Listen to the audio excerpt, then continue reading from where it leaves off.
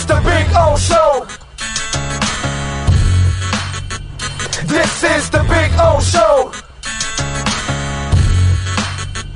This is the Big O Show.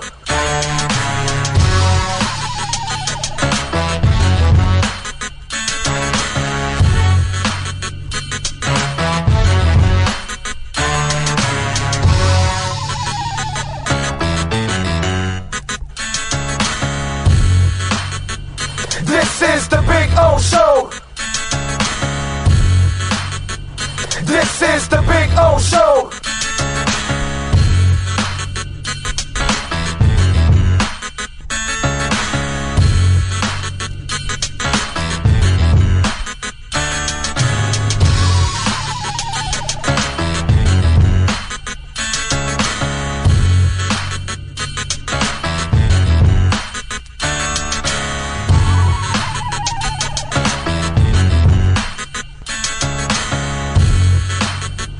This is the Big O Show. This is the Big O Show. This is the Big O Show.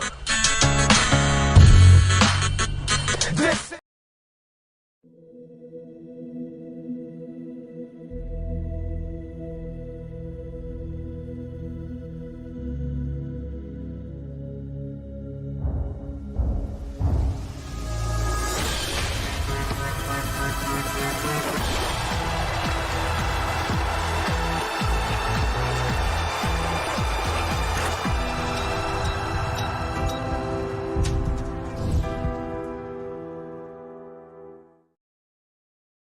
Just one place sold the most Acura models in the last 16 years. Acura of Pembroke Pines. Drive the new 2024 MDX, $469 a month during our 16th anniversary sale.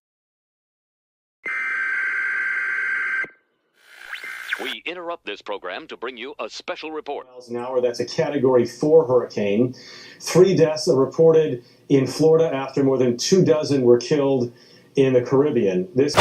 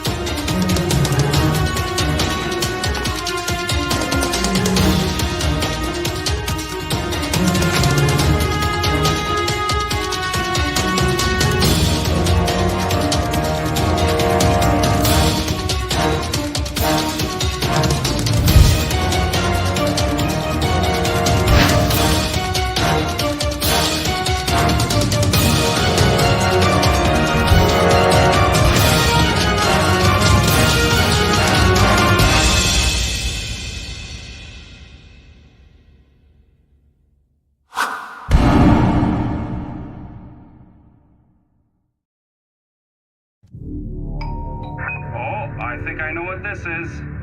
Houston, we have a package. Hello? No matter where you are, the Sloman Shield home security system guards your home. With next-gen perimeter protection, 24/7 monitoring, and interior motion sensing.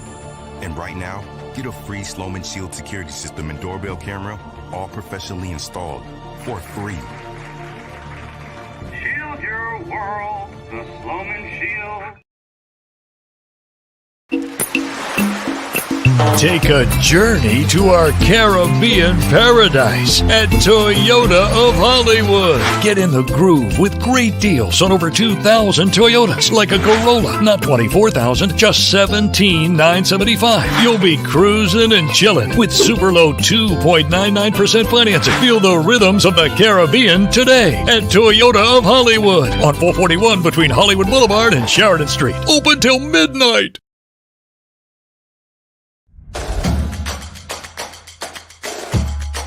Welcome to Caneswear. New store, new items, Same great experience.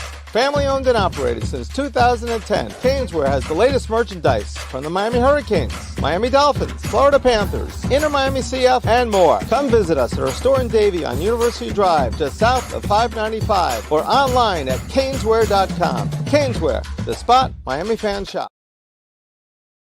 With more than 62 years of litigation experience handling insurance disputes, Welton Rayom is committed to resolving even the toughest insurance claims quickly. At Welton Rayom, they don't get paid unless you win. They handle complex personal injury claims caused by the fault of another in both state and federal courts. They handle auto, trucking, motorcycle, slip and fall, and bicycle accidents. Call 954-966-4646. That's 954-966-4646. Welton Rayom can help.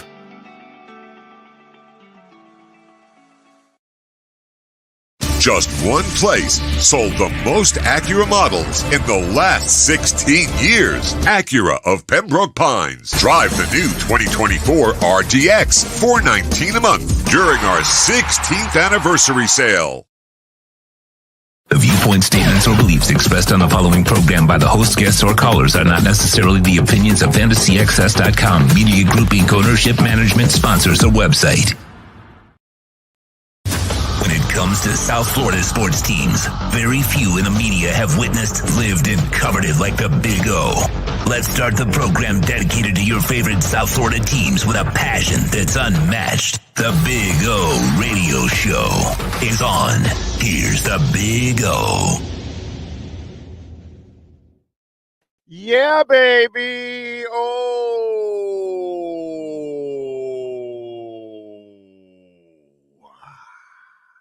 Good morning. How y'all doing? Y'all doing good? I like it. I like it. I like it. I like it. I like it. Hold on.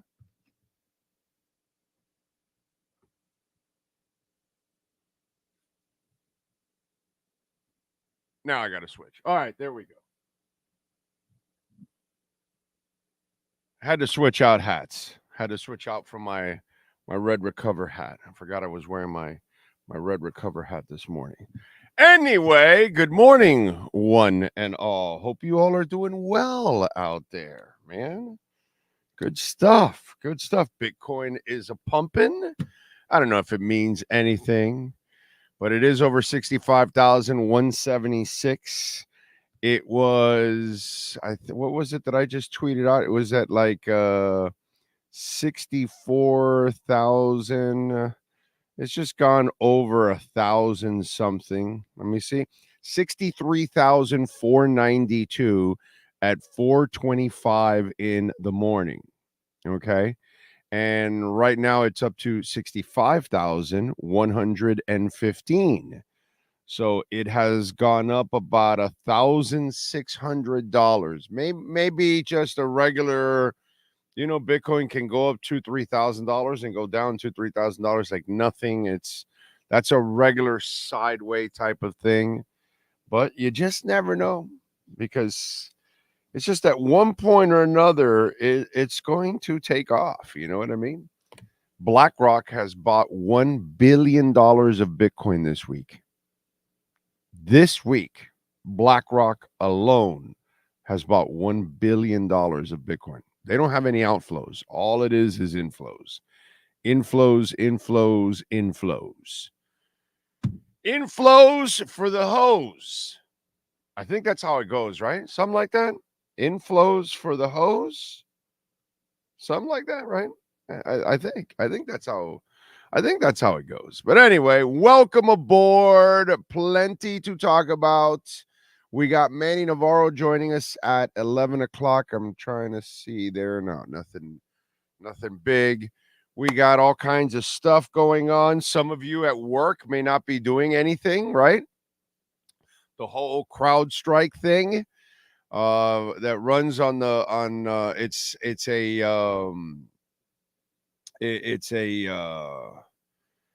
oh God, what's that called? Like an antivirus type of thing. It's a protector for hacking and all that kind of stuff that all these businesses use, airports and hospitals and county jobs and all over the world. They use this thing on the Microsoft network.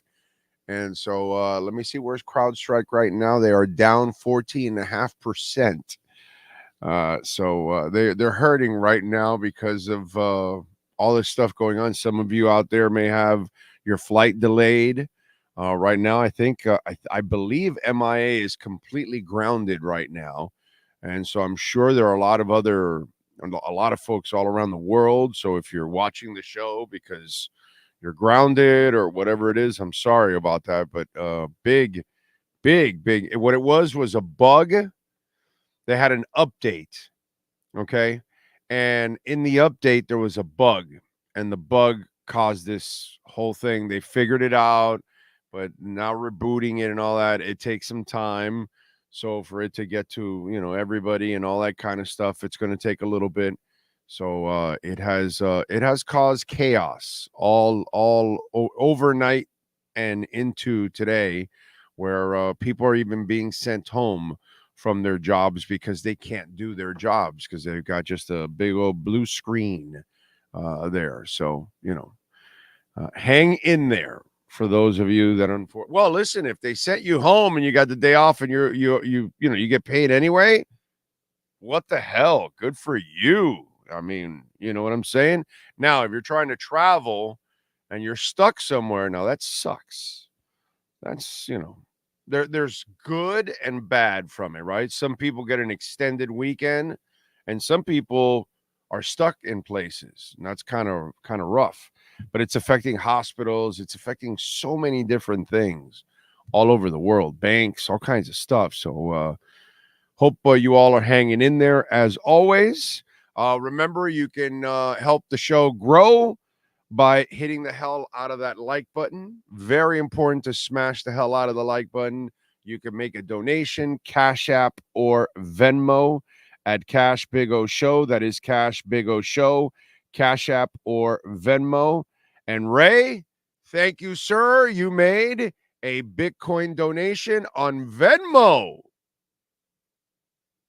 On Venmo. Everybody makes the Bitcoin donations on Cash App normally. 99.99999999999999999% of the donations of Bitcoin to the show always come through Cash App. But here is the second one on Venmo by Ray. Yes, Ray is starting a trend on Venmo, but you can make a donation on Cash App or Venmo at Cash Big O Show. That is Cash Big O Show, Cash App or Venmo, and we always appreciate the donation. Yes, yes, yes, and yes. And Bitcoin is still at 65,118. So it got over the 65,000 mark and the 100 mark there, and it's kind of like it's a holding pattern right now for that. All right. So we'll keep you updated on all of that going on. Oh, Manny Navarro will join us at 11 o'clock. Okay. And remember, folks, when you have certain issues. I'm a registered sex offender. What? I'm a registered sex offender. Oh, I'm sorry. Yeah, we're talking Lawrence Taylor. Yes, yes. Remember, if you have the issues like Lawrence Taylor, you must register when you are a sex offender, okay? Because if not, then you end up arrested again, like Lawrence Taylor, who, as we all know... I'm a registered sex offender. Yes, that's exactly. Lawrence Taylor, arrested once again. He turned himself in on Wednesday. He faces a felony charge of failing to report a name or residence change as I'm a registered sex offender. The incident occurred in Broward County, Florida. He spent several hours behind bars before being released for... I'm a registered sex offender. Taylor was arrested on similar charges back in 2021 for... I'm a registered sex offender. His lawyer said in a statement to TMZ that the latest situation was a result of a misunderstanding, that he did not knowingly commit any crime, but he is... I'm a registered sex offender. Taylor was declared I'm a registered sex offender. In 2011, the status requires him to inform authorities for any resident changes because I'm a registered sex offender. So Taylor, anyway, just in case, for you registered sex offenders, register yourselves. Just want to say, just don't move into my neighborhood. That's all. That's the scary shit. You ever done that? You go to that site that I don't know exactly the name or some crap, and like you hit it and you can put your like zip code and it'll show you where all the registered sex offenders are in your zip code. And you're like, oh shit. And there's a whole bunch of them. Go check it out. Anyway. So it's it's kind of a disturbing thing when I'm a registered sex offender. You have them in your neighborhood, like Lawrence Taylor, But those things happen, Lawrence Taylor is just he's one of those guys, He's got that skill. I'm a registered sex offender. Some people have that skill of being I'm a registered sex offender. And some people don't. Most of us don't. Let's keep it that way. So good luck to Lawrence. Just want to make sure he knows about that. And I want to make sure you all know that he is. I'm a registered sex offender. And he has to register. So let's make sure we all know that. Okay. As long as you all know that, then, we're good. We're good. We can't complain, right? What do we got here on the chat board? NorCal is number 1. How about that? NorCal's helping me make it happen. Maybe even Sports Babe 305, helping me make it happen. Hopefully we could do something in Indianapolis. We might have a chance. That might be road trip number 2 that's official. Official is Buffalo number 1. We are holding on Indy now instead of New York because of the weather. And then Seattle is like NorCal has the Seattle one, pretty much. He and I are going to talk a little bit more today, but that one's, pretty close too. So it could be 3 out of the 8 road trips where we could be going to. That's pretty good. That's pretty damn good. So thanks to the sponsors, thanks to the people out there like NorCal and our amazing sponsors that will make it happen for us, man. That is awesome. Let's see. Oscar Rojas is smashing the like button. Steve Chapman is in the house. One-Eyed Jack. Let's see. Steven Gonzalez. Heriberto Hernandez. Gus 1388, Jamie Zoria in San Jose, reminding everybody to smash it and the like button too. Omar Lopez, Joe 305, Weapon X United. Always good to see him on the chat board. Nyborg, there we go. Good morning, everyone, and happy birthday. Whose birthday is it? Did I pass something? Somebody's birthday? Or is it yours? Is it your birthday? Happy Weapon X United. Happy birthday to you, sir. If that's what it is, happy birthday to you, my man. Chef Jew. Thank you, sir. Fireman is in. Giovanni in.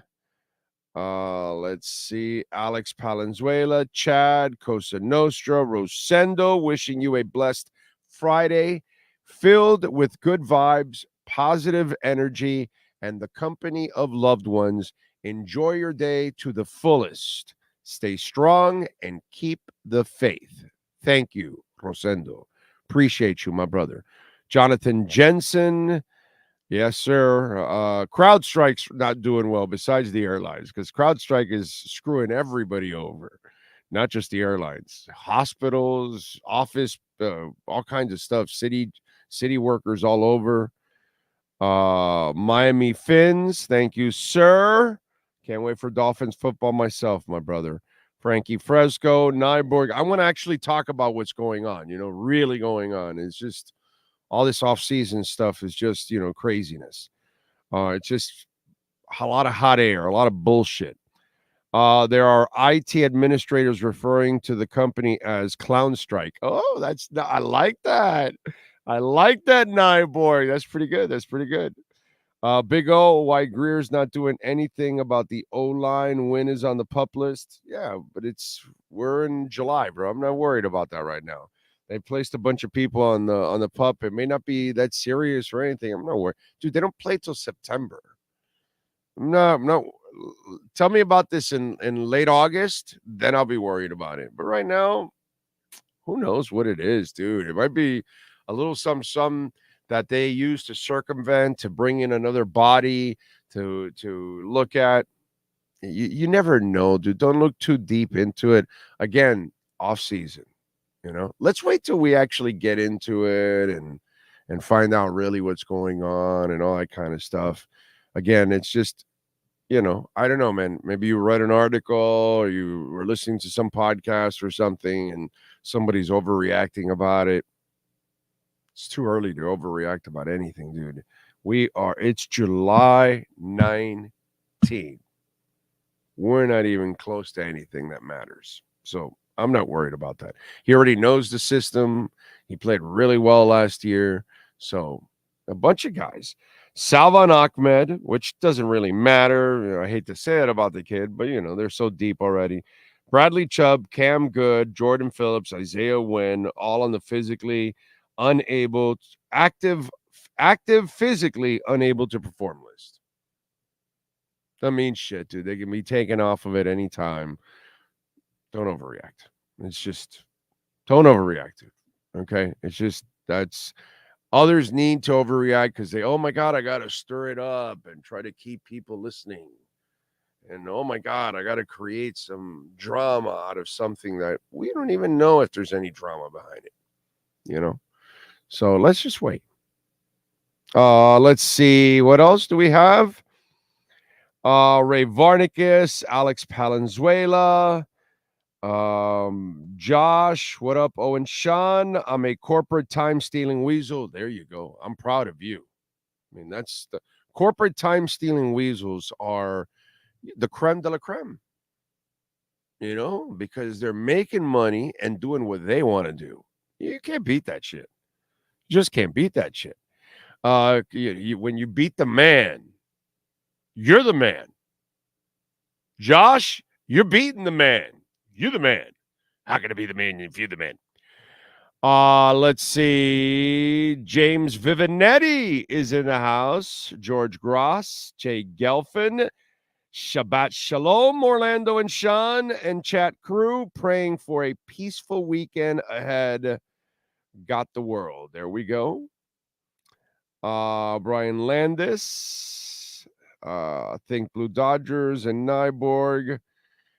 Can they stash Ahmed on the pup list until they need him to replace a running back that gets hurt? Not really. That's not really the way it works. But I'm not, dude. If you're counting on Salvan Ahmed to save your season's not going to be saved. You know what I'm saying? So, all they've done since he's been here is try to replace him. So, he's kind of hung on as long as he can hang on. As the roster gets better, he finds himself farther and farther on the periphery. You know what I'm saying? So, no, it's just, you got to look at what's going on, Some guys help you out at the beginning because you're thinner at that roster. You're building it. Certain players fit it, others don't. So you have to go through the process. And he's been part of the process for 3 years. And the jig is up, bro. It's over. You know what I mean? He's a nice player, but he's not the answer. So hanging on to him and trying to stash him on the IR and all that, that's really not going to end up saving your ass. Okay? The offensive line, Tua, Tyreek, Waddle, Odell, Jonnu, that's what's going to save your ass. Okay. Jalen Smith, Mostert, HN. Those are the special players. They're going to save your ass. Those guys are special. They got that speed. That's what you need, my man. You got plenty of people that if you get to Salvon Ahmed, we're like at the end of the last 2 seasons. Put it that way. We're not getting anywhere. So they're trying to what they envision Jalen Wright, okay, is what they don't envision in Salvon Ahmed. Here's another way of looking at it. Okay. When they drafted Jalen Wright, we've talked about this, is they didn't want to change the offense.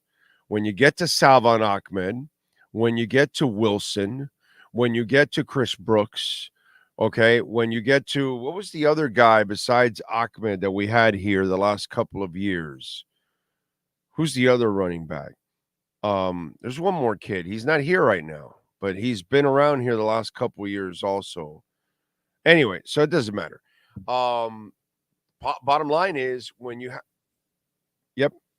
Gaskin? Who? Miles Gaskin?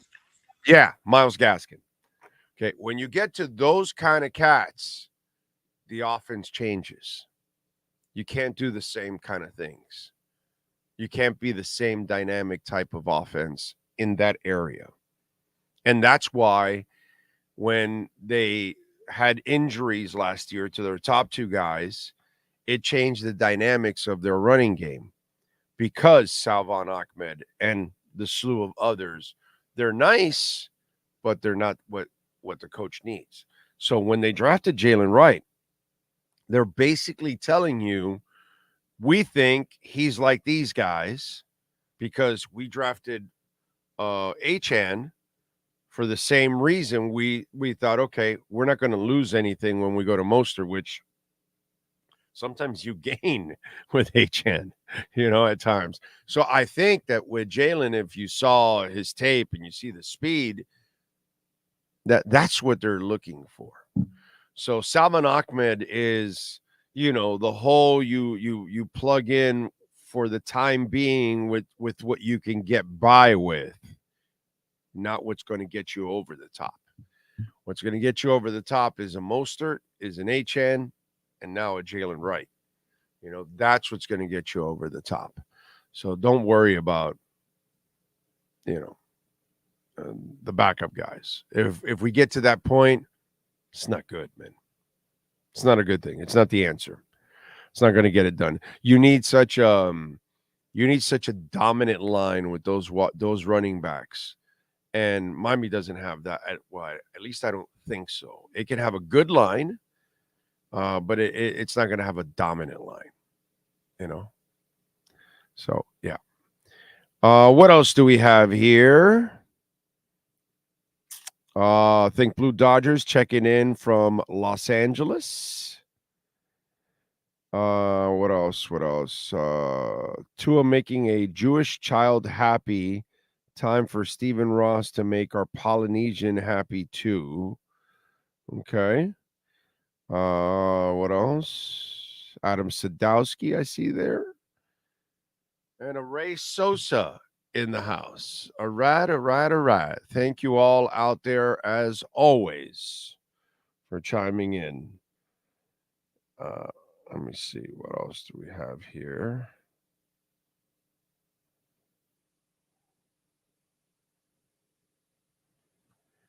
Did Bitcoin move?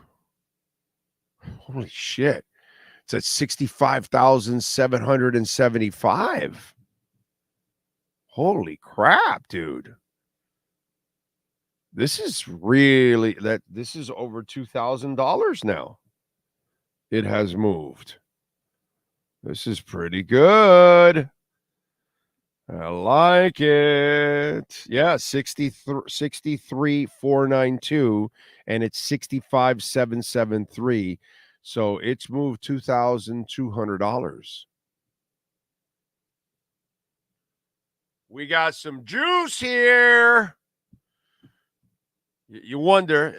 The only reason I mention it at one of these little pumps, because this is a little pump. This is nothing. $2,000. It's fun, but it's nothing. You know what I'm saying in the big picture. But one of these pumps is going to go $6, $7, $8, $10,000. The God candle's coming. Okay, the God candle's coming. It's coming. Okay, the $10,000 candle is coming in this bull run. It's going to happen twice. That's my prediction. Not just once, not one, but two. It's going to happen at least twice in this bull run. And I know it may not be this one right here, or if there's a run here, but we're gonna get a run where it goes $6, $7, $8, $10,000. It just, you just like to be on top of it, to check it out and have some fun, because we've been at this sideways. How long now? Let's see. We've been sideways since February 25th. We've been sideways. Okay? Basically. Because we shot up to 69. And then, you could say really the sideways action may have started on March 22nd, actually. After we peaked at 69, then we came back down to 60. No, after we peaked to 71.4, then when we went back down to 67 is when we started to do the sideways action. And then we went down to our low of 58. And now we're at 65.7. So we've been going sideways for several months now. Long time. Razzle Dazzle Crypto in the house. I'm retiring next year. Green candles. It's coming. It's coming. It's coming. And when the corporate and country greed kicks in, and then retail kicks in, the average person says, hey, maybe I should buy a little Bitcoin. And, they're doing it after it's 100,000. It's going to go crazy. Did you hear about the Saints tackle Ramczyk? Yeah, but Ramczyk already was banged up, and Ramczyk has a knee injury that he's had problems with now for 3 years. So this is kind of an ongoing thing with Ramczyk. It was almost expected that he was going to, be a problem again this year with the injuries. It's kind of a chronic thing with his knee now for 3 years. So, yes, I saw it, but it's not anything new. It's just kind of something that was lingering. And then, it was almost like they expected it, pretty much. I'm sure they must have planned for it. I bet you if I look up their roster, they planned for something along those lines. Let me check that. I'm unprepared in that part there. I don't know, because I don't necessarily keep up with New Orleans roster depth, but I do know that the Ramczyk stuff was a chronic issue over the last 3 years, and that he was already coming into this season, messed up that they didn't think he was going to make it anyway.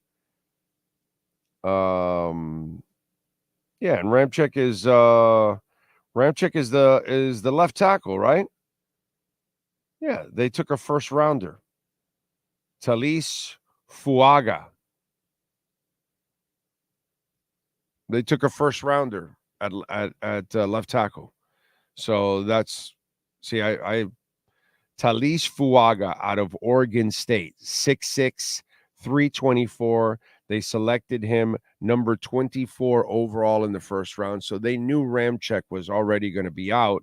So they already had Talise ready to go. On the right side, they have Cesar Ruiz, Trevor Penning, who's their first round pick from 2 years ago.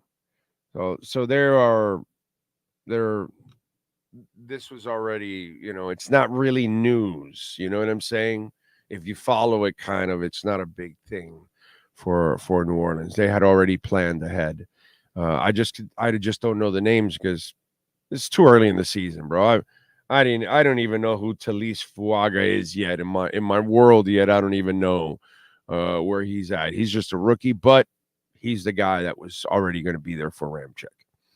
So it's kind of what we did this year with Paul, knowing that Teron Armstead is gone after this season. You're planning ahead. They did the same thing this offseason, knowing that there was a good chance Ramczyk wasn't going to be ready at all this year. So if anything, they can use him. If he can even come back, which I think he's on the IR, you could use him as a swing or some crap like that, but he's done, bro. Unfortunately, he used to be a great player, man. Used to be a great player, but the last couple of years, the injuries have taken a toll on his career, unfortunately. Kind of happens, man. It sucks. Injuries are part of the game. Can't do anything about that. Last year in August, I was in Cannes for Zach's Hall of Fame enshrinement. What Dolphin is next in line, Wake, Webb, or Cooch? Definitely Wake will not get in. So you could forget about that. Wake will never get into the Hall of Fame. He was not enough of an all-around player. He was only a sack guy. Wasn't great against the run. Didn't pick up a bunch of interceptions. Didn't pick up a bunch of forced fumbles and maybe score some touchdowns or something. He wasn't dynamic enough in other areas to ever get into the Hall of Fame. So if you're doing that, you're doing simply out of being a homer and being a Dolphin fan. So let's Ring of Honor, that's where he belongs. Hall of Fame, he's really not a Hall of Famer. He's a Hall of Famer as a person, I'll tell you that. He's an awesome, awesome player. Webb and Cooch both deserve to be in there. I don't know what to tell you. You know, I'm hoping Webb is the next guy. Because if not, then you're God, I don't know. I don't know who would it be next. Because I mean, Pat and Sam, man, it's like they don't get any sniff. I hate it. I hate that Mark Clayton doesn't get a sniff when he easily deserves to be there.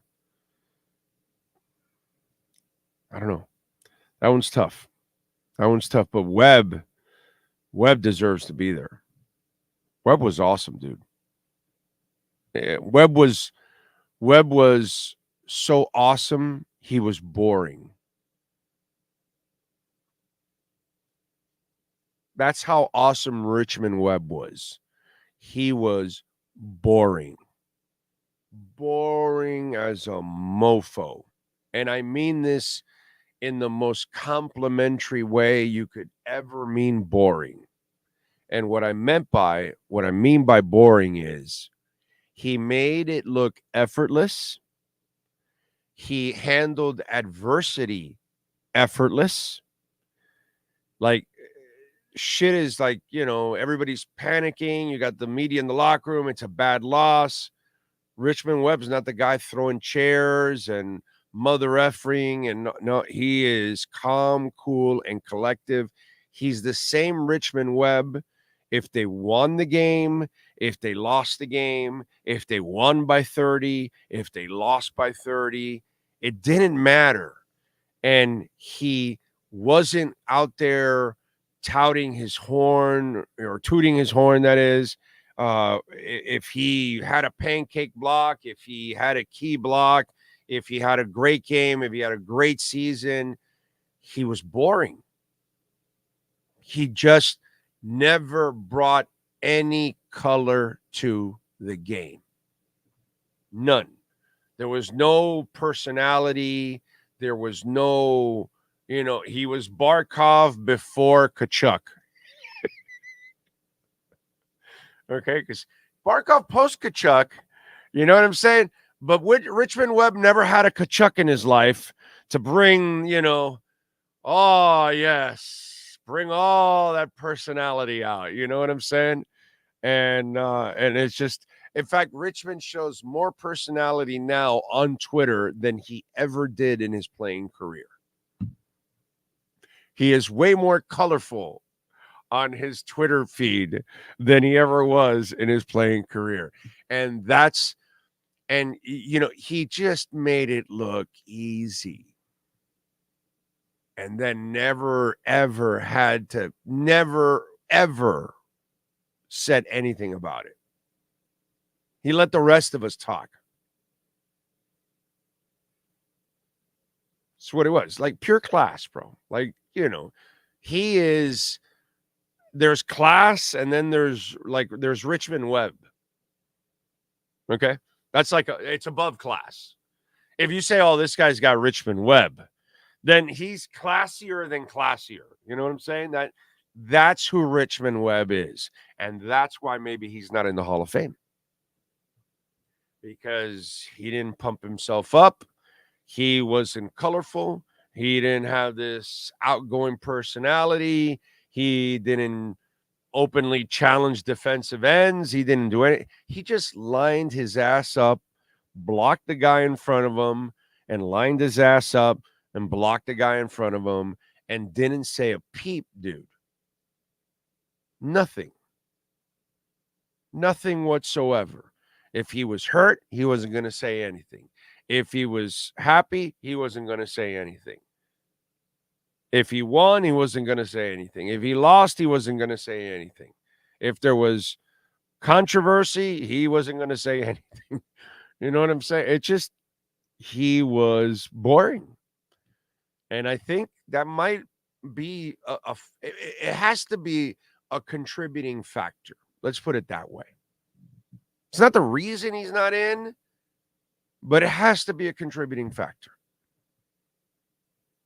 Because Richmond Webb just went about his business. And we did a shitty job of allowing him to do that. We should have done a louder job while he did it. Media, fans, team, everybody. We should have been tooting his horn since he wasn't going to do any of it. And to this day, he won't do any of it. That's Richmond Webb. Anybody that's met Richmond, nobody could ever say a bad word about Richmond Webb. Ever. If somebody tells you something negative about Richmond Webb, then you know that person, there's something wrong with that person. It's not a good person. Because it's impossible. It's literally impossible to say something bad, to have a bad experience with Richmond Webb. It's literally impossible. So I'm gonna go that way with Richmond Webb, and he should be the guy that I would put in the Hall of Fame. And on top of all of that, Cooch had his issues off the field that I'm really not happy with. Where again, shouldn't hold you from getting into the Hall, but because Richmond Webb is impeccable in every way, shape, or form, that's the guy that I would fight for to be in the Hall of Fame.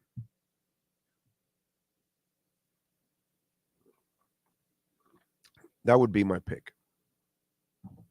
Let's get to our 3A Graphics sports calendar. The great Alan Blanco, right in Hialeah, folks. If you're in Dade, Broward, Palm Beach counties, and your company, maybe your organization, you need some custom printing and embroidery, shirts, hats, uniforms, whatever it is you need, please call Alan Blanco, 786.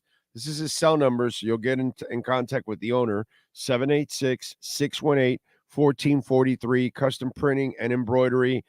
Saturday, InterMiami taking on Chicago, 7:30 at Chase Stadium.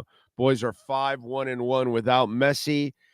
Face-off will be, or game time will be at 7:30. InterMiami minus 150 on the money line. Las Vegas is catching up now. Chicago plus 320 on the money line. And we'll see if the boys can pick up another big victory without Messi, man. That is amazing. Perennial lowlife, Lawrence Taylor was arrested again for failing to register as I'm a registered sex offender. Exactly. And Caitlin Clark and Mrs. Enescu will not compete in the three-point contest for the WNBA. That is your 3A Graphics sports calendar. All right. By the way, bad decision by Caitlin Clark. The Enescu one, she's in the middle of preparations for the Olympics. So you kind of understand she doesn't need the wear and tear. And I understand why Caitlin Clark also didn't do the three-point contest. I'll give you the reason why she didn't do it. She gets enough shit for no reason.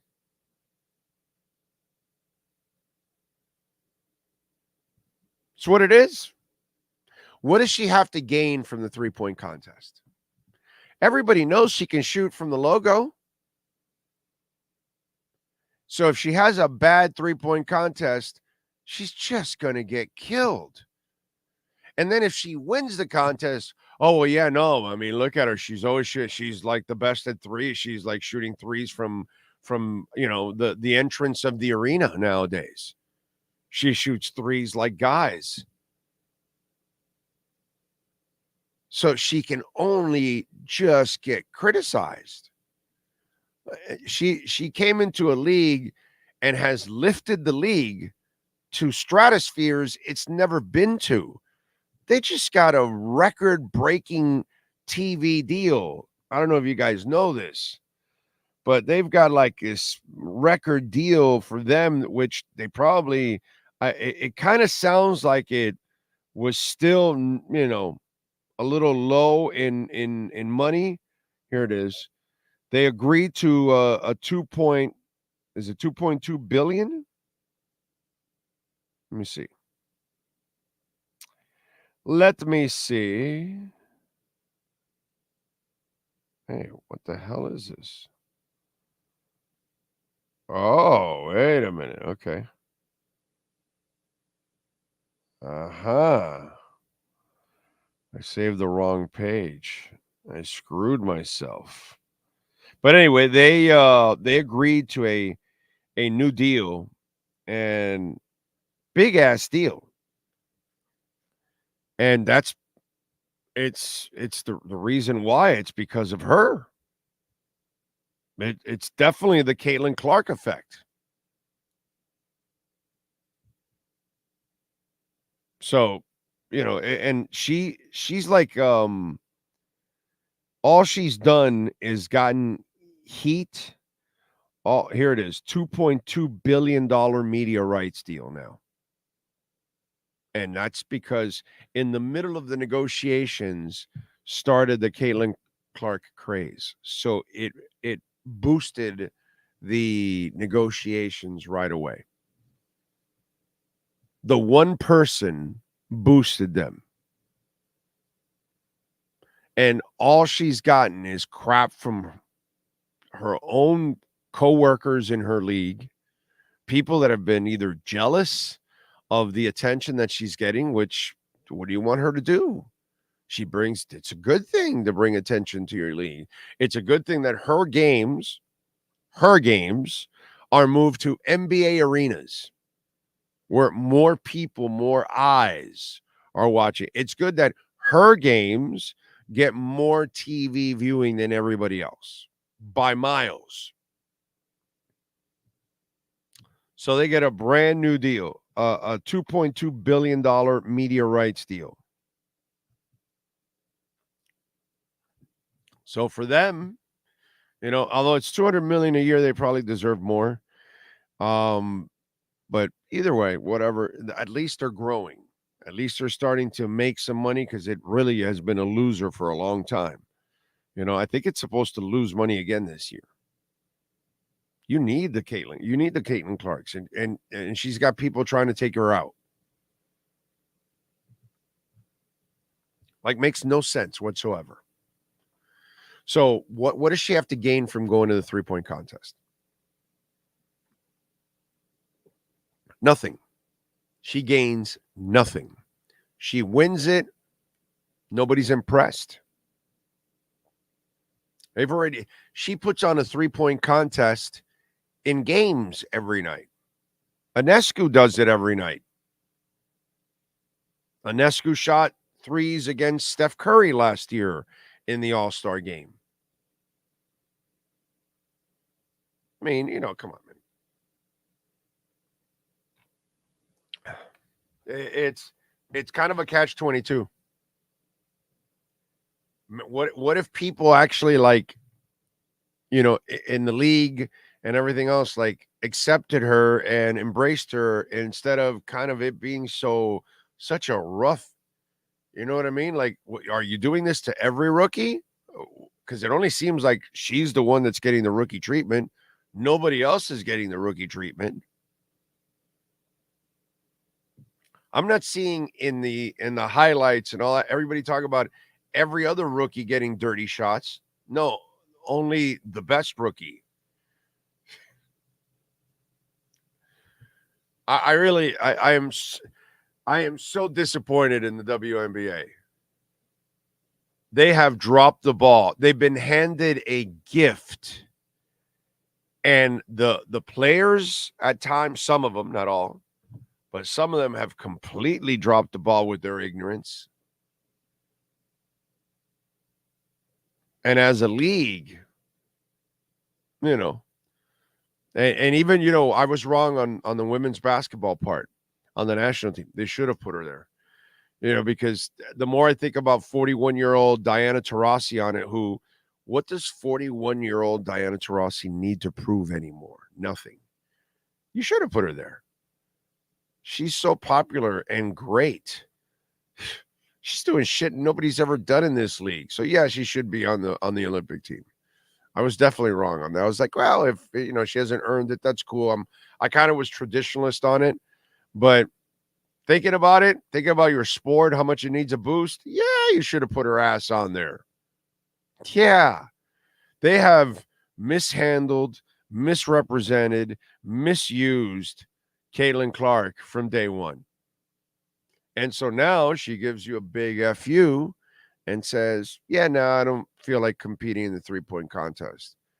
And I don't blame her. The way you treated her, FU. I'm on her side on that one. So it sucks. It's not the right thing. But in this case, if you think about all the shit that's gone on, I can't blame her. I really can't blame her. She hasn't been appreciated. And that's the problem. Anyway, what else do we have going on in the world of sports? Let me see what we got here on the rule change messed it up for receivers. Nobody can reroute them. It changed football. I don't remember Bruce Smith ever wrecking a game when Richmond Webb was playing. Yeah, no, rarely. Yeah. Let's see. Dan Marino didn't have a blind side. Webb covered it. Yep. Webb, always a down-to-earth interview. Yes. Webb is an amazing dude. Dolphins 2-13, last 15 games versus Buffalo. If you want to be the best, you've got to beat the best. Yes. Yeah, that's the Dolphins haven't been good in key moments for 45 years, dude. Even in the Marino years. The team never really, when it would get to the playoffs, it had the one run. But overall, it just never really because it never really had the team. It's too much. People make it out to be a Tua thing. Bullshit, dude. It's been a Miami Dolphin thing. It doesn't matter who the hell the damn quarterback's been for 40 years. They never live up in the big moments. It's kind of been their MO. And the one year that they got to the Super Bowl with Marino, once you were in the Super Bowl, any of us that lived it, you sat there in that game and you go, wow, they don't belong anywhere on the field with San Francisco. Because it's not only about the passing game. San Fran can run. San Fran can defend. These are things that Miami couldn't do. So, and San Fran had a better offensive line, by the way. Miami had the better left side of the line, but San Fran had the better line. That's what happened by midway through that game. You were like, God, I love my Dolphins, but we don't belong here, bro. And that's with Marino. And you didn't belong anywhere on the field with Montana and that Niners team. Not even close. It wasn't even close. There's no debate. There's no discussion. It was an embarrassment. Just like when Jimmy Johnson would make it to the playoffs. An embarrassment. Just like when once they would make it to the playoffs. An embarrassment. Nothing's changed. It's a team thing. But, oh no, let's just blame it on one guy. And plenty of people to this day, oh, you can't win with Marino. Bro, Marino's not the problem. And Tua's not the problem. Just like this year, Mahomes won. He wasn't the reason they won. He's the reason they got there. He helps you get there. Run game helps you get there. The coach helps you get there. But that defense won the shit. They won that entire season and Super Bowl last year. They were just like the Dolphins back in the 70s, that they had that no-name defense that was nasty. They would limit everybody to very few points. Same kind of shit, man. Team. And we haven't had the team since 50 years ago when we had balance, when we had an offensive line, not just the left side, the center and the right side. And we had 3 running backs. And you had a quarterback, and you had a hell of a wide receiver, and you had a hell of a defense, and you had a hell of a coach. Holy shit, you had it all. Maybe that's why you won. Maybe that's why you even went perfect, because the team was nearly perfect.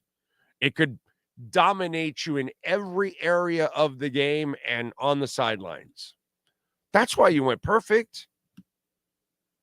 And why the hell are you so imperfect for 45 years? Because your damn team is imperfect. But the morons want to point at one position.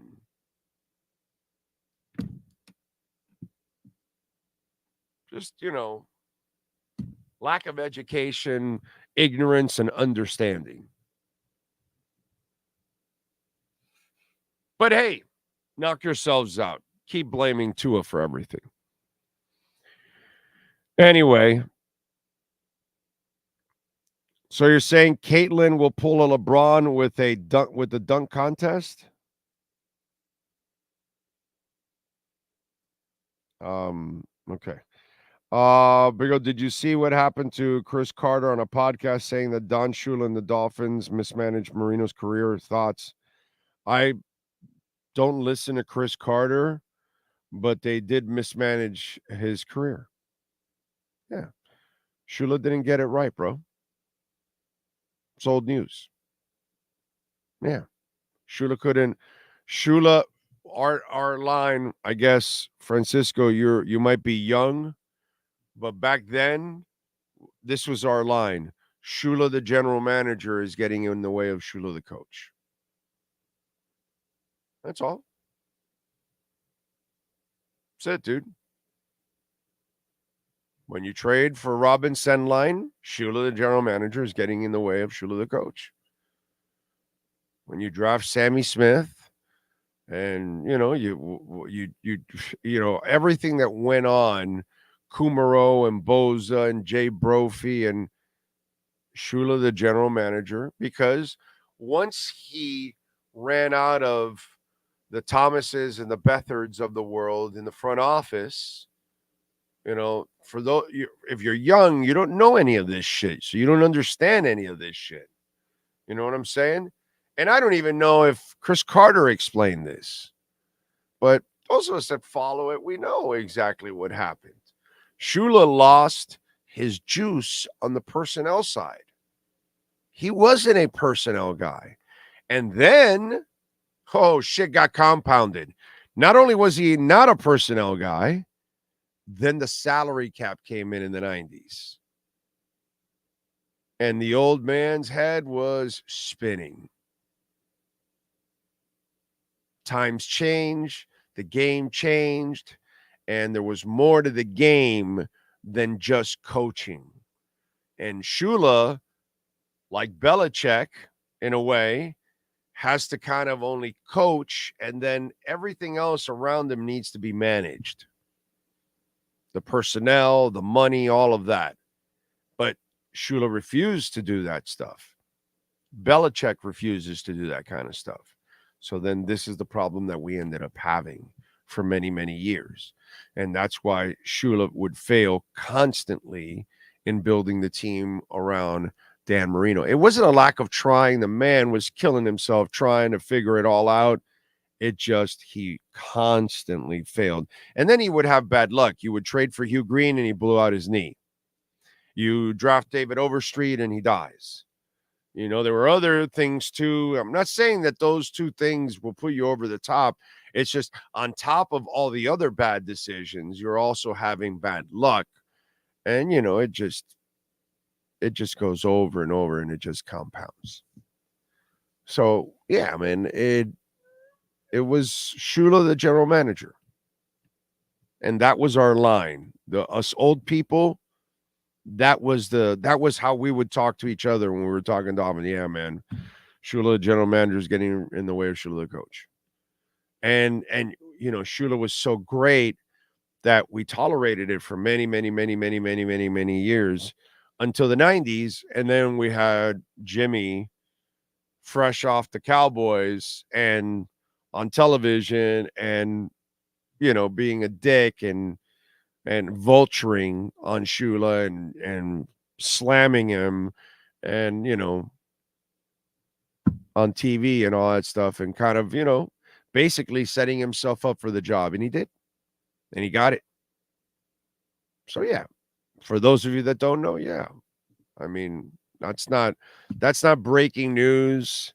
Chris Carter isn't saying anything new. You might be learning it because you don't know, but, you know, that's nothing new. Big O, could you imagine what Marino would have done if he did end up going to the Vikings? The 98 Vikings team was loaded. Carter, Reese, Randy. Yeah, no. Yeah. Yeah. He might have been able to win it all. You never know. Yep. Shula was too loyal to Olivedati. Worse. Yeah. Another mistake by Shula. There were many, many, many, many, many, many mistakes by Shula during the Marino era. A lot of mistakes. It was endless, the amount of mistakes that he made on the personnel side. And contracts too. You know, because when you trade for Eric Green and give him a contract and he, you know, by the time you got Eric Green, he was a turd. It was bad, bro. It was bad. It was bad. One thing's for certain, if Webb was on the Cowboys, good chance he'd probably be in the Hall of Fame. Yeah, maybe, because they do a better job of pubbing out their players and stuff like that. And it's the Cowboys. They always get pub. So, yeah. Yeah. Yeah. Advice for the newbies. 1, you must talk about why your political side is the best. 2, tell Big O how to run his show. 3, explain the greatness of Jimmy Johnson. Trust me, it makes him happy. Oh, man. You know what makes me happy? That you guys go to Toyota of Hollywood. That's what makes me happy. You go to Toyota of Hollywood, 1841 North State Road 7, where you can find the Toyota Crown, the Prius Prime. Save yourself some money, baby. The BZ4X, the Supra is just absolutely outstanding. The Camry, the hybrid, the RAV4. You get it in hybrid. You can get the XLE, Corolla, the Corolla Cross, the hatchback, the hybrid, the LE, the SE. And what you're going to love about Toyota of Hollywood is that they've got a selection that is second to none. Herbie Lopez is just an absolute beast, man, and a terrific person on top of all of that. One of the coolest dudes out there. So go on down there, go check out Toyota of Hollywood. They've got it going on. The place is enormous. And let me also give you a little heads up. If you see it's raining and you go, oh, man, today's not a good day to go check out it. No, it is actually. Why? Because they've got a under roof parking lot that is like 7 floors high. And in every floor, there are hundreds of cars. So you're shopping in style. And even if it's hot, you're under roof. So it's hot every day. Once in a while, it rains. If it rains in the afternoon, you're like, oh, we can't. Yeah, you can. You can go. You can go walk around, never get a drop, walk around, not be as hot or anything like that. It's going to be a little hot because it's South Florida, but at least you're away from the sun, dude. And then you get to pick the car you want, the color you want, the style you want, the model you want, and price, baby. Go check them out at Toyota of Hollywood and say hi to Herbie Lopez for me. All right. Let's see. What else do we have going on in the world? By the way, 65,749 is Bitcoin right now.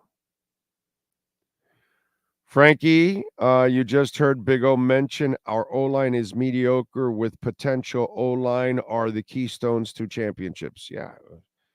Our O-line is nowhere near where it was in the 70s. That was a dominant offensive line. But it can be good, but we'll see. Got to stay healthy, man. Got to stay healthy.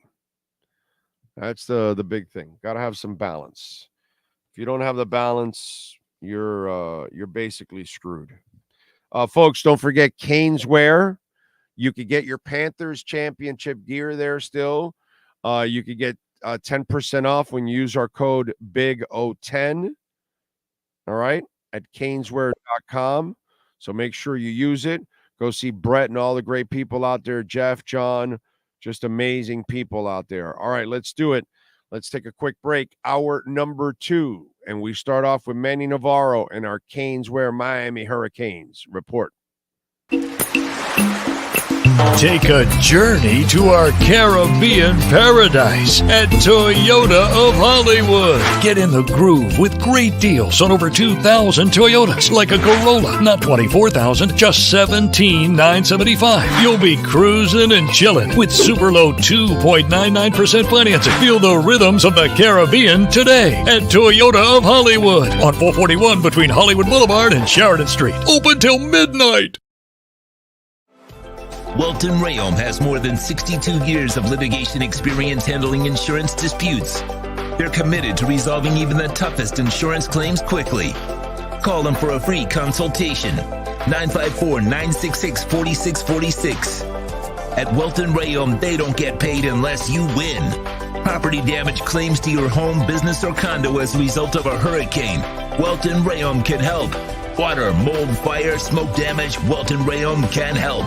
Call 954-966-4646. The viewpoint statements or beliefs expressed on the following program by the host, guests, or callers are not necessarily the opinions of FantasyXS.com, Media Group Inc. ownership, management, sponsors, or website. If you're a Miami sports fan, there's only one store to go to, and that's Caneswear at Miami Fanwear in Davie. They're your one-stop shop for all your InterMiamiCF, Canes, Dolphins, Panthers, and Marlins merchandise. They have hats, t-shirts, game day jerseys, and so much more. Located at 2655 South University Drive in Davie, and open 24/7 online at caneswear.com or InterMiamiWear.com. Call them at 954-835-5597. Caneswear, the spot where Inter Miami and all Miami sports fans shop. Time for Canes fans to get what they want. Information, insight, and perspective. It's the Canes Wear Miami Hurricanes Report with Manny Navarro, exclusively on a Big O radio show. Here's Big O and insider Manny Navarro. How you feeling, baby? You feeling good? Feeling good as always. Oh, it's Friday. Getting ready to drive up to Charlotte with the wife and kids. Going to be up there for ACC Media Days. And then football season's right around the corner, man. Are they? Oh, so they're in Charlotte in the downtown area, right? In the downtown area, correct? Yeah. Well, yeah. When I went to the one that they did out in that golf club, it was all right, but it was kind of boring, because there's nothing, So at least there you're in the city, so you got some life. You know what I'm saying? There's tons to do. There's tons to do out there, and this time the wife and kids are actually coming with me so they can see North Carolina. They've never been up that way, so new state, new experience for them. Okay, cool. North Carolina is a beautiful state, man. Yeah, I enjoy North Carolina. Good people too, on top of all of that. So that's good stuff. You see that they're going to name Saban. They're going to name Nick Saban Field at Bryant-Denny Stadium. You saw that? Yeah, I did. It seems right. Right, I mean, he is the guy who is the greatest of all time up in Alabama. Not enough. Not enough. Listen, I don't give a shit for all of you out there, whether we like him, we hate him, we might hate him a little bit more down here in South Florida than most people do or whatever.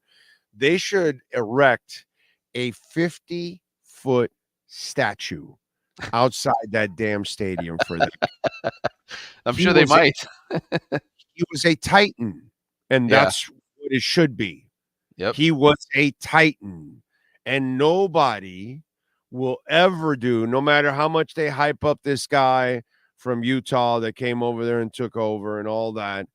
He's not going to have the domination that this guy did and what he pulled off for whatever 15-year run that he was there and all the time. What did he win? 7 titles? Yeah, I want to say? Well, 6, I think, with Alabama, 1 with LSU, but 7 total. Okay, 6 titles, dude. Are you effing kidding me? Nobody's ever going to do that again, man. You should.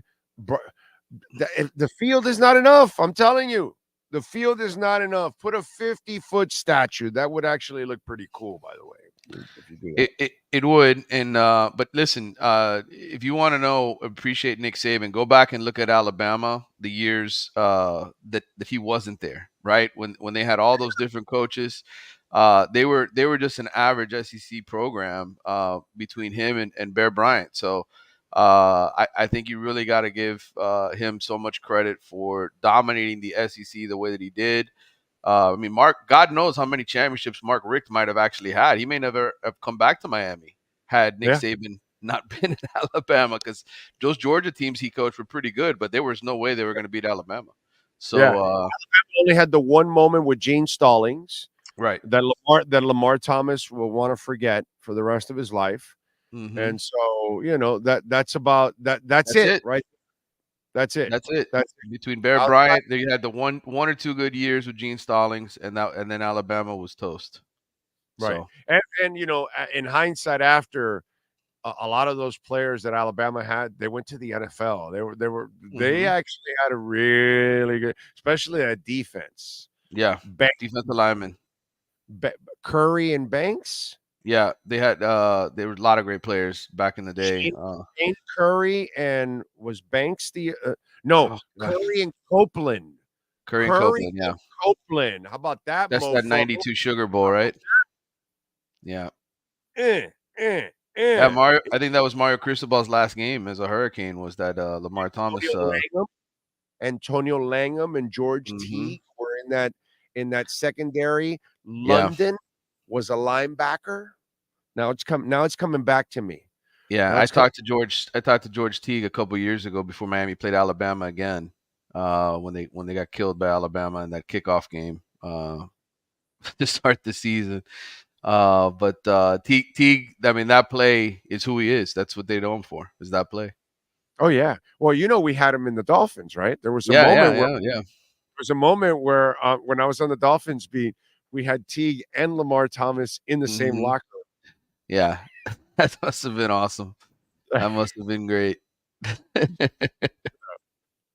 That's just like when Joe Theismann would visit the Dolphins facility, and then Bo Camper's there at the same time, and it was just like, that was not the play that Bo wants to remember ever, that kind of stuff. So yeah, that usually ends up happening. So DJ didn't pick it.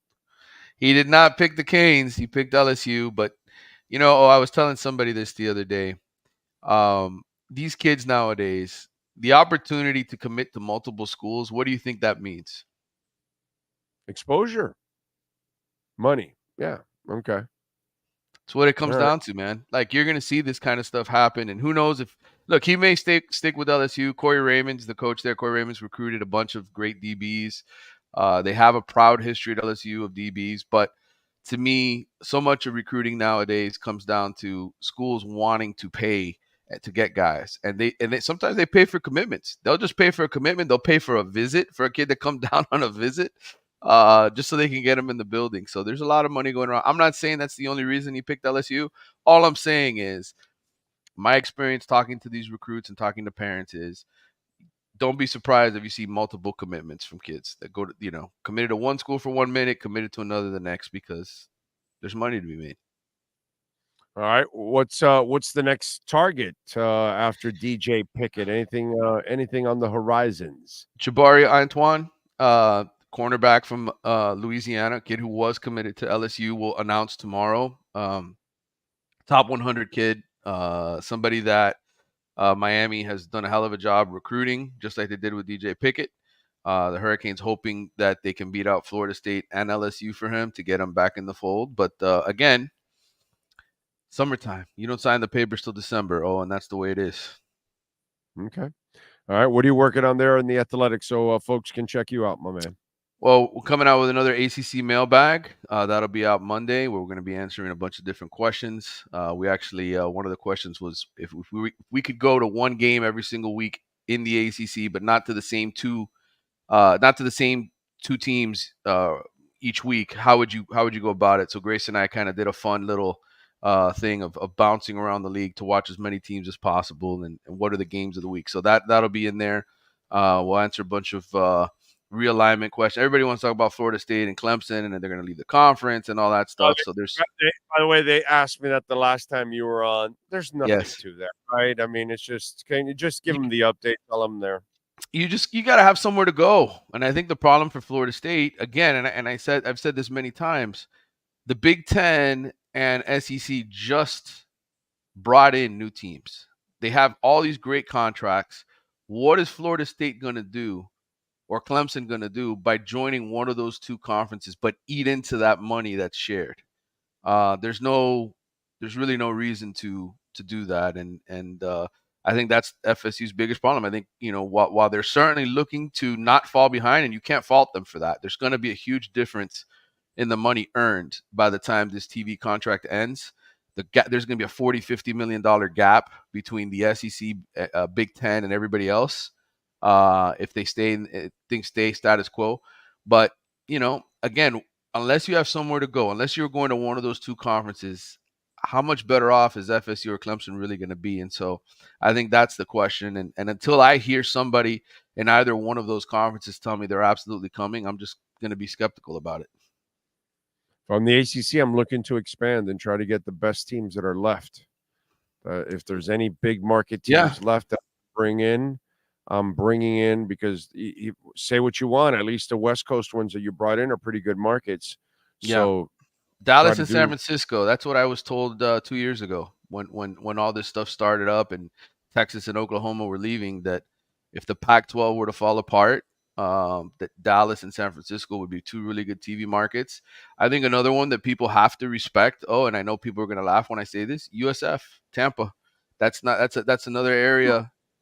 I know you won't laugh, but most fans do. Most fans will say, why would USF be attractive? I think their TV market bigger than ours. Yes, and they're getting a new stadium. Okay, their coach is pretty good. He's changed the program around. They finally have the right coach again. Alex Golesh is a good offensive coach, and they're an AAU accredited school, which makes them attractive to a conference like the Big Ten, who stresses academics. So it's always been there for them, and they've already proven that it can happen there. Yeah, you just got to have the right person to get it done, and then the commitment from it. And they've always had like a support system there. Now it looks like they're finally taking it to the next level. Yeah, I think they're when you UCF, bro, UCF got the city got behind it. They got the stadium. They got all that stuff, the infrastructure behind it, and then they were able to take off. And you know, that's what they got to do with USF also. It's there for them. I think they make a lot of sense to be a partner with Miami. If Miami were, if Florida State were to somehow get out and go to the Big 12 or something like that, I think you could see Miami and USF being a package deal for a conference like the Big 10, because both of them are AAU accredited schools. They're in big markets and essentially the type of schools I think the Big 10 would be interested in getting. So I'm with you. All right. Good stuff. Follow him on Twitter at Manny_Navarro. Manny, as always, thank you, my brother. Appreciate you. We'll catch up next week. Safe in your travels. Thank you, brother. Take care. There you go. Manny Navarro and our Caneswear Miami Hurricanes report. Go to caneswear.com. Check it out. They got sales going on constantly. They just had a one-day sale going on. They've got a whole bunch of stuff. Usually they got some clearance stuff too. So if you go there to the store, you can go check out their clearance racks and save yourself even more money. Remember, save yourself money by using our code BIGO10. You will get 10% off. And if you're out of town, go to caneswear.com. You can order over $99 and you will get free shipping, and use our code BIGO10 to get 10% off. Caneswear.com. Welcome to Caneswear.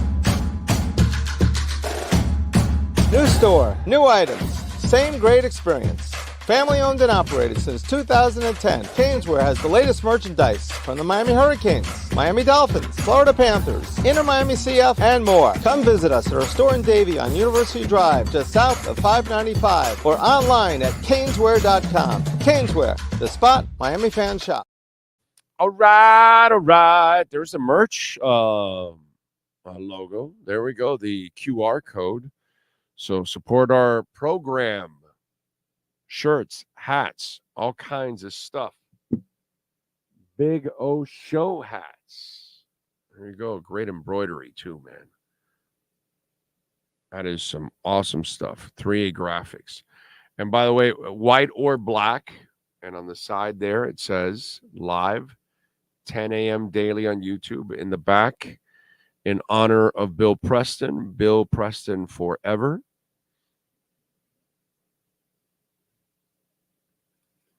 So we have white and black, and we have the Big O Show Bitcoin hats too. And they come in white or black also. And we got all kinds of shirts, Blind Ass Fan shirts, 305 shirts. Check them out and support us. And Bitcoin shirts, all that kind of stuff. So check it out. Great way to support our platform. You can also make a donation, Cash App or Venmo at Cash Big O Show. That is Cash Big O Show, Cash App or Venmo. By the way, Abner Haynes, a legend from the AFL with the Chiefs, passed away yesterday at the age of 86. Special talent. And rest in peace, 86 years old. I will take 86. Russell Westbrook is traded as the Clips and the Jazz agree to a sign and trade deal. Utah is expected to cut him. He's expected to join the Nuggets. Utah will buy out his contract. The Clips will get Chris Dunn, 3 years, $17 million deal. They will sign him to a contract. Utah gets a 2030 second-round pick swap and the rights to center Balsa Kaprivka, I think. Kaprivka, whatever, and $4.3 million in cash. So there you go. Russell Westbrook. Good luck to the Denver Nuggets. Woo! Yeah. And by the way, I am serious. Alabama should build a freaking 50-foot statue for Nick Saban. I mean, the way things are right now, we should build at least a 30-foot statue for Wade outside the arena. I mean, not only did he bring the titles, but he's the one that was recruited the stars lately. I mean, that guy's a beast, dude. What he keeps doing for this franchise. It's freaking amazing, man. So impressive. All right, what do we have here? Lenny Pena, the 93 Dolphins team was loaded on offense coming off an AFC Championship game appearance. I wonder what could have been if Marino doesn't injure his Achilles. Yeah, but it still wasn't a great defense. And the Bills were better at that time. So, I don't know, man. It's hard. It's hard. And those Bills teams had problems most of all with the NFC teams. And as loaded as the Bills were, they only had a chance in that one game. But in all the other games, they got routed and dominated, dude, at times. So, yeah, I don't know, man. I don't know. I don't know if I would say that the Dolphins would have much of a chance. You know what I'm saying? Those Bills teams were so good. Just so damn good. Let's get to a little music history and some news. Let's start off with birthdays and for musicians on today's date. On July 19th in music history, who was born today? Let's go. Oh, come on. How come this thing does this sometimes? There we go. Now we're back to normal. All right, let's start off.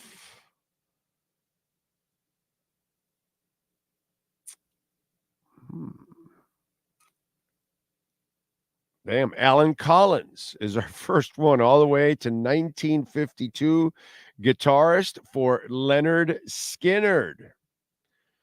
By the way, he passed away in 1990 from chronic pneumonia and a complication from paralysis.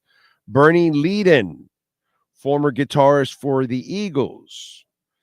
He quit. I remember he quit because I remember he disagreed with the decision of the band because he was more of a country guy and he wanted to stay more country because he was part of like the Desperado album. But then after that, they kind of went more rockish and Bernie didn't want any part of that. So Bernie was born in 1947 on this date. Brian May, guitarist, legend, Hall of Famer for Queen. God, born on this date in 1947. Keith Godchild, pianist for the Grateful Dead from 71 to 79. He sustained massive head injuries while involved in a car crash driving home on his birthday. He died 4 days later on July 23rd of 1979 at the age of 32. Jesus. Alan Gorey was born in this date in 1946 from the Scottish funk band Average White Band, the bassist. Commander Cody, a.k.a. George Frayne, vocalist for Commander Cody and his Lost Planets of Airmen, passed away in 2021. And that is it for musicians. Let's go with some famous people celebrating birthdays today. Benedict Cumberbatch, movie actor, is 48. Jared Padalecki, actor, 46.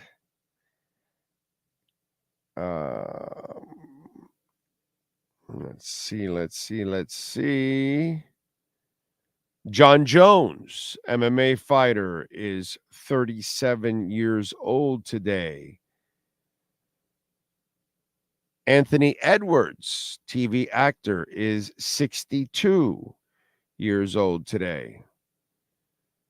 Still don't like that Goose died in the first Top Gun. Just never happy with that one. Just didn't want that one to happen, but I get it. Howard Schultz, entrepreneur, is 71. Trent Williams, football player, 36. And I remember didn't he receive Bitcoin payment a couple of years ago? Or at least one time. Nancy Carell, actress, TV actress. She is 58 today. And that is it. Sean Stanley, sir, do we have any wrestlers born on this date? Yes, sir, we do. Jeremy Borash turns 50 today. Tony Mamaluke turns 47. Karrion Kross is 39. Newly a free agent, Jinder Mahal is 38. And Ho Ho Lun is 37. Who's a ho? He's a Ho Ho Lun. Oh, a Ho Ho Lun. Okay. Well, happy birthday to the ho. Let's go with music history on this date. In July 19th, in 1976, Deep Purple on this date split up. They would reunite 8 years later. In 91, former Guns N' Roses drummer Steve Adler sued the band, alleging that they encouraged his heroin habit. Adler had been fired from the group the previous year because of his problem with drugs. In 75, Bruce Springsteen and the E Street Band spent 19 hours rehearsing in a studio in New York the day before they kicked off their Born to Run tour. Wow. In 86, Genesis had the number one song in the country with Invisible Touch. The number two song was Sledgehammer by Peter Gabriel, their former singer. In 2006, Radiohead singer Thom Yorke debuts solo album The Eraser, The Eraser, debuted at number 2. In 75, Wings had the number one song in the country with Listen What the Man Said. I said, listen what the man said. He said, do-do-do, do-do-do-do-do, do-do-do. In 2013, Pearl Jam kicked off a U.S. tour at Chicago's Wrigley Field behind their 10th studio album, Lightning Bolt, but had to come off the stage 7 songs in due to lightning. They returned after midnight and finished out the set to a large crowd which stuck around after for the band. Metallica fans are some of the more hardcore fans I have ever seen in my life. They are as dedicated to their band as almost any fan base I have ever seen. Dead serious about that. I've been to enough Metallica concerts. I've been to enough concerts all over and all kinds of bands to witness the different types of fan bases. And I got to give Metallica fans a lot of props for the passion, the real, honest, and true passion that they show for their band. It's pretty awesome. It's pretty awesome to see. Let's see. Kala Joe Morning. And Sean, let's keep buying and stacking. Have a great weekend. That's right, baby. Stack those sats. Load up the sats, man. One of these days, it's going to pop and you're going to regret. So this is just buying time, accumulation time. It's beautiful. Orlando, just breaking news. Biden is withdrawing. Yeah, finally. The old fart is withdrawing. I heard that he was going to withdraw. Not me heard. I don't have any insight in politics, but I read there where he's going to withdraw, but not give it to Kamala. That they're going to have an open convention and then let everybody else decide. I guess what was coming in, at least from what I read last night, that Kamala is not necessarily liked. And so, like like everybody in the party says, oh no, it's got to be her. So forget about the other side. The other side is never going to like anybody, just like the left is not going to like anybody on the right side. But from within their own party, they're not necessarily convinced she can win. So they were going to have a open convention. So I'm looking now on Twitter to see if I see anything on that. But that's interesting. That's very, very interesting. Not a surprise anymore with the pace that it was going. It didn't look good for the old man. He looked so bad. They probably were better off continuing to hide him and not even have the debates. They probably didn't even need the debates to win. But then once you expose them, you're done. So yeah, I don't see anything here that says breaking news on that.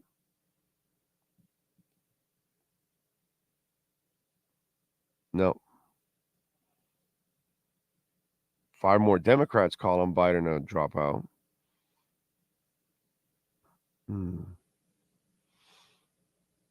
I haven't seen it here on Twitter.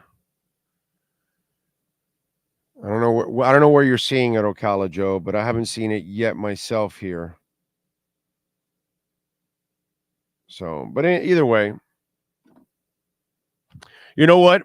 I'll tell you this. Here's one thing I will say about that, where I'm wrong, because it is a possibility.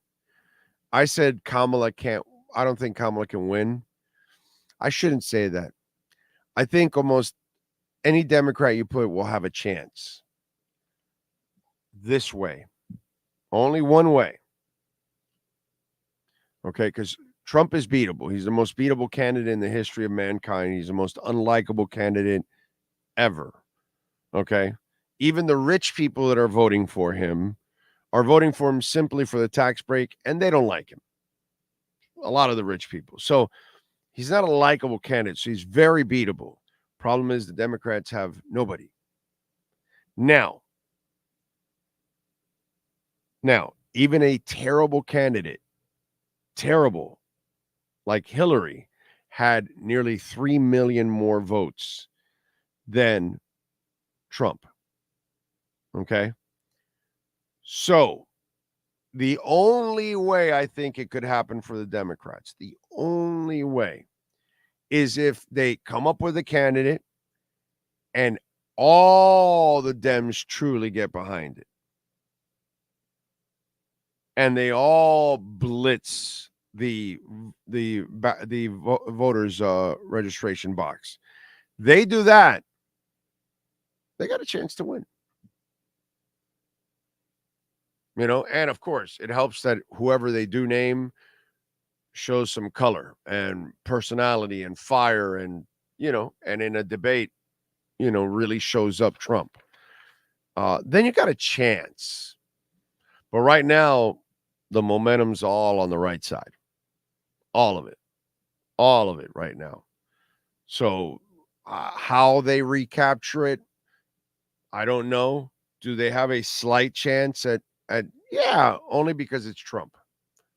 Only because it's the most beatable candidate ever.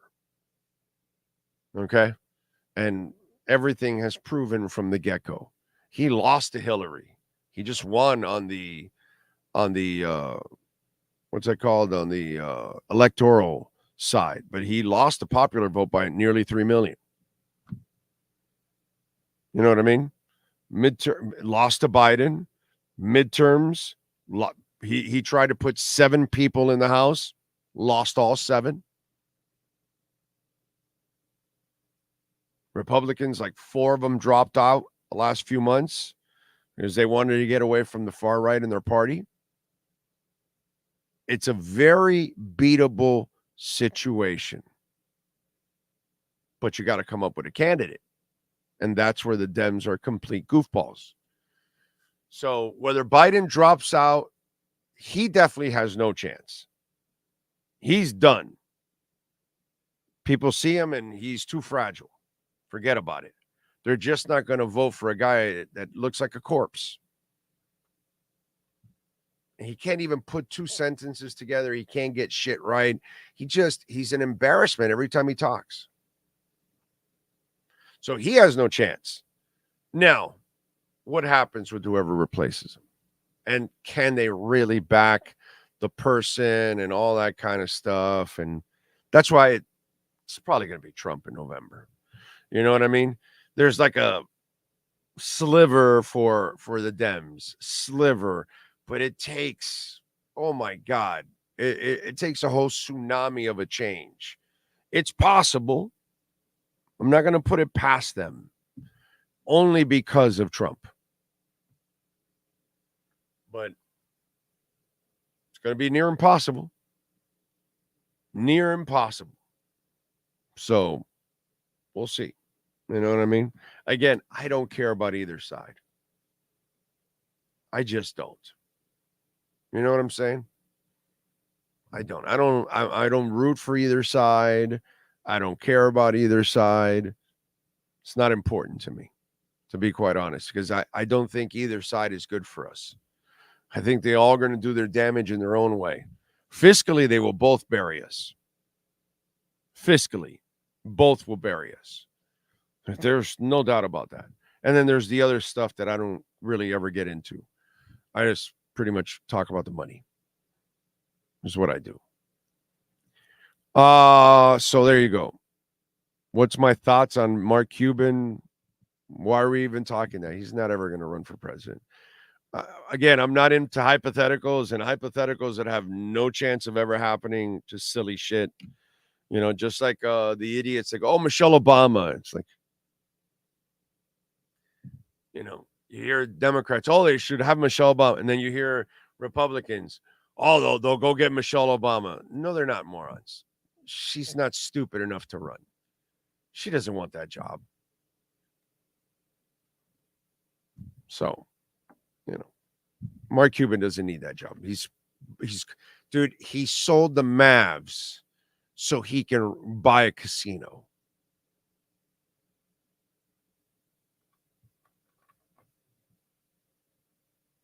So why would you even talk about this stuff?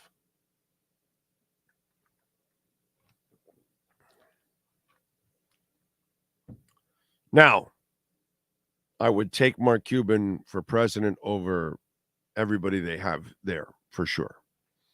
But that's never going to happen. He's not stupid. If you're a made person, why would you want that job? It's the worst job out there. So, do you think the attempted assassination was planned? No, dude, it was just some crazy kid. That's all. There was no plan. He planned it himself. That's all. It's just incompetence. Nothing more, nothing less. Just like Reagan, just like Kennedy's. It's just, they're all the same. Just like Versace, it was a crazy person. That's it. A nutbag. A registered Republican nutbag. A guy that was researching Biden and Trump and where they were going to be. So he just wanted to shoot somebody. And so he figured the Trump one was the easier one, and our dumbass agents allowed him. Just like our dumbass agents allowed people to get to Reagan, and our dumbass agents allowed Kennedy to get shot and the other Kennedy to get shot, and that's just kind of the way it goes. You know, and our security allows, which was it? What was her name? Was it Martina Hingis that got stabbed? Right in the middle of a tennis court? Was it Hingis? I want to say it was Hingis. Was it Sellis or Hingis? I don't know now. Now you're confusing me.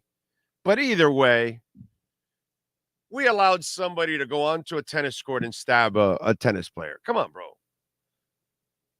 We allowed planes to run into our buildings.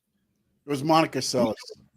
It is. Oh, Monica Seles. We do incompetent shit all the time. All the time. And guess what they come up with?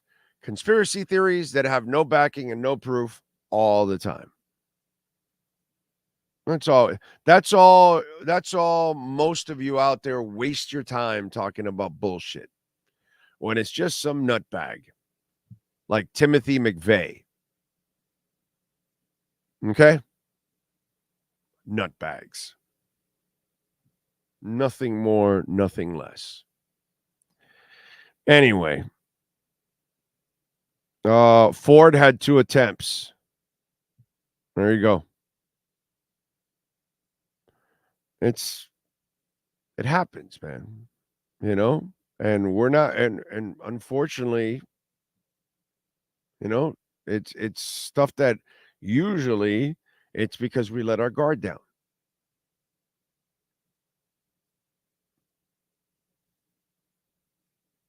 So remember, there's a scene in the January 6th stuff where the agents are telling Trump and the people around him, like, hey, these people here, they have weapons. And he's like, oh, don't worry about it. They're my people. Leave them alone. So there was maybe a level of invincibility for Trump too. You know, he felt like always safe in that sense. And this may have humbled him a little bit that, wow, okay, they're even crazy enough to go after me. You know what I'm saying? Because this has got to freak you out a little bit. You know what I'm saying? It's got to freak you out. But what really freaks you out is our incompetence. Constantly our incompetence. So look what happened on Saturday. All those crazy Colombians busting into the stadium like nothing. One of them could have had a bomb, dude. Not a Colombian, but like a terrorist, acting like a soccer fan. Put with the Colombia shirt on. Our incompetence there opens up the door for a disaster on that Saturday. This happens all the time. And there is no conspiracy theory behind it. It's pretty simple. We dropped the ball. We didn't do the right thing. Okay, the president's going to talk. The governor, the candidate running for governor, for president. Okay, we got to make sure every part of it is covered, no matter what. We got to have snipers where a sniper could be. That's where our snipers need to be. And so whoever decided not to have a sniper where the sniper was, that's where you need to get fired. People need to lose their jobs. And if you don't want the woman to lose her job, well, then put her ass to protect a post office in Fargo, North Dakota. Okay? Maybe, you know, they get about 10 people a day. Maybe she can keep that safe. If you don't want to fire her.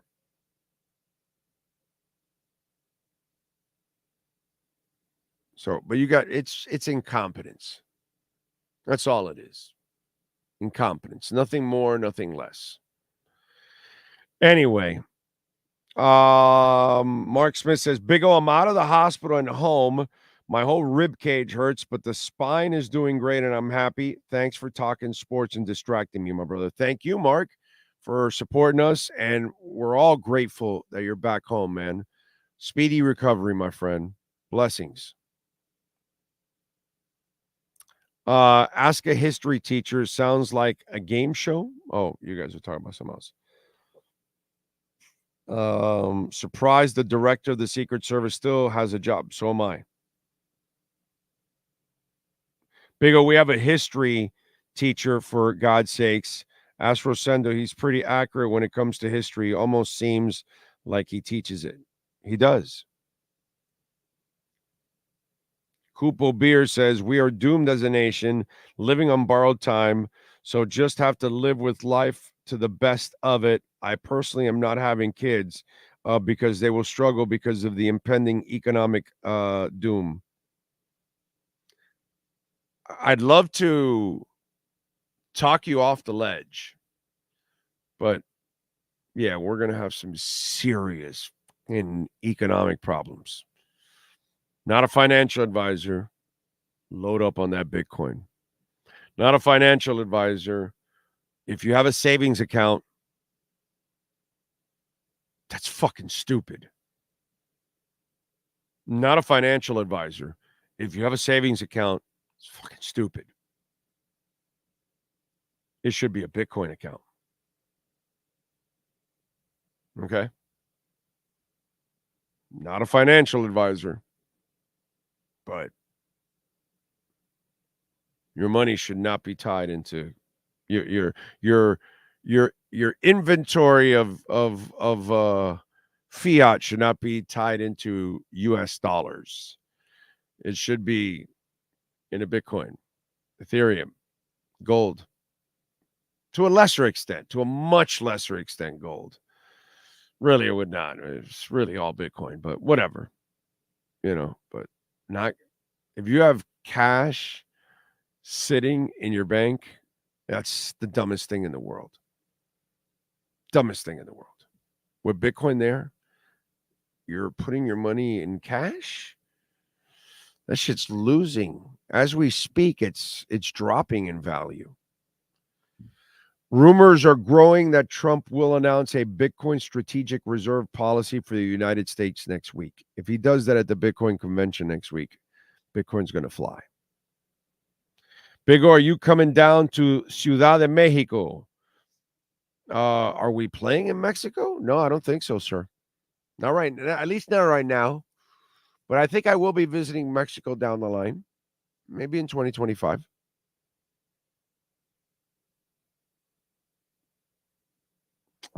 We got a presidential candidate 20 years ago. Tough to recover drone, but the U.S. will. I don't know what that means, Louis. Big O is telling the truth. Bitcoin is a way. Well, I mean, that's the only thing I can tell you. So I can't help you in other ways. It's up to you to decide what you want to do with your world and what you choose to do. You know what I'm saying? All right, folks, it is a slow Friday. I appreciate all of you out there. As always, thank you for tuning in. Oh, wait a minute. Hold on a second. Safed is breaking. Hard Rock Stadium, CONMEBOL, and CONCACAF are working with Ticketmaster on refunds to fans denied entry to the Copa America final. The initial push is for primary ticket buyers, not resale or secondary sale as of yet. So there you go. Those of you that didn't get in, if you flew and you had to pay for plane tickets and hotel and all, it doesn't really replace everything, but there's some breaking news from the Safed world of Dean is on the scene. Dean on the scene. All right, we thank the great Sean Stanley. We thank Manny Navarro. We thank all of you that tuned in. Thank you for tuning in. Hit that like button. Smash it. Visit our merchandise shop, which is bigoradioshow.myshopify.com, or use the QR code if you're watching right now, right there.